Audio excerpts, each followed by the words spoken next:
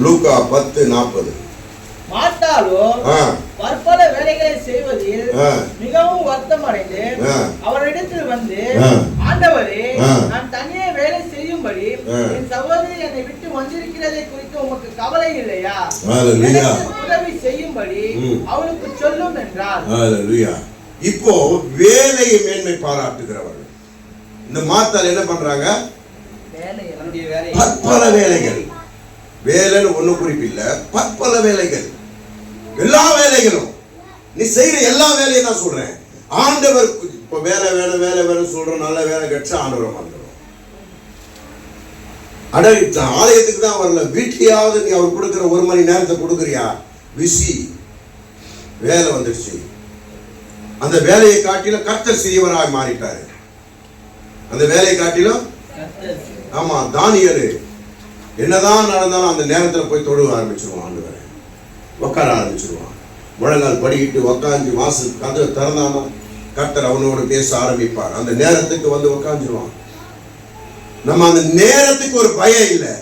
வேலைக்காக நம் சரீரத்தை திருப்புகிறோம்.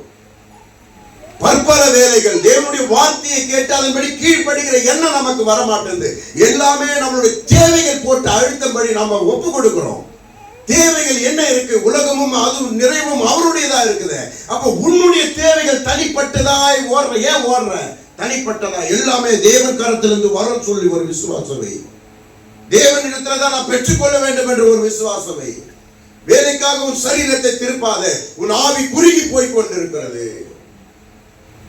வேலைக்காக சரீரத்தை திருப்பணும்னா நீ தேவனுக்காக கொடுக்கிற நேரத்தை விட்டுட்டனா அந்த வேலையை ஒரு நாள் இழக்க வேண்டியிருக்கும். அப்ப என்ன பண்ணுவ? நான் வேலை செய்கிறேன், கர்த்தர் என்னை நடத்துகிறார். நான் செபிச்சா வேலை ஸ்தலத்தில் சமாதானத்தை தருவார். நான் செபிச்சா அங்க உயர்வை தருவார். அவரை சார்ந்து நீ பண்ணும் போது அவர் உயர்வை கொடுத்து உன்னை மேன்மை பார்ப்பார், உன்னை மேன்மைப்படுத்துவார். அதை பார்த்து அவர் மகிழ்ச்சியா இருப்பார் ஆண்டவர். அதை விட்டுறோம். வேலை கிடைச்ச உடனே சரீரத்தை முழுவதும் எங்க திருப்பிடுறோம்? தேவன் பக்கமா திருப்பிடுறோம். அப்ப என்ன ஆகுது?